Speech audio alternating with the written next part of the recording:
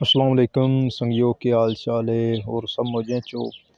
अच्छा है वेखो जनाब ली सुबह सुबह का मौसम है, बारिश हुई है सरगी वेले, बड़ा प्यारा मौसम बन गया है क्योंकि पिंडा थावां ते थोड़ी जी हवा घुल पवे ना तो बारिश थोड़ी जी भी हो जाए बड़ा प्यारा मौसम बन जाता है। तो इस वास्ते वेखो सोनू हरियाली शरियाली भी खाइए। होर सनाओ कोई नवीं ताज़ी, सब मौजें चो। बड़ा ठंडी ठंडी हवा चल रही क्योंकि गर्मी बड़ी आई हवा दी, क्योंकि वाहवा दिनां तो ना गर्मी बड़ी बनी हुई है तो हर शै सड़ी भिज्जी पई है। इस वास्ते जनाब अल्लाह पाक ने ना बड़ी रहमत की है, सुबह सुबह बारिश हुई है सरगी वेले तो हर तरफ ना रौनक ही रौनक हो गई है तो हर शै खिल गई है।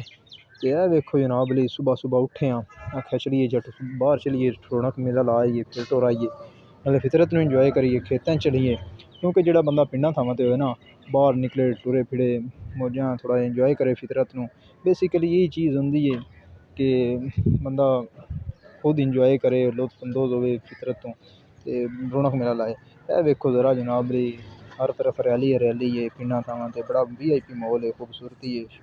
ऐ ना कीता जनाब अली मोबाइल नप लिया सुबह सुबह जनाब बह रहा ते फिल्मां मूवियां वेखण नालों ना यही होंदा बंदा पिंडा थावां ते होवे ना बाहर निकले मॉल शॉल इंजॉय करे, शुगल मेला लावे तो यह बड़ा VIP माहौल है। पिछे वेखो ना ज़रा हरियाली हरियाली है, हर तरफ फूल खिले हुए जनाब अली, परिंदे चें चार हैं।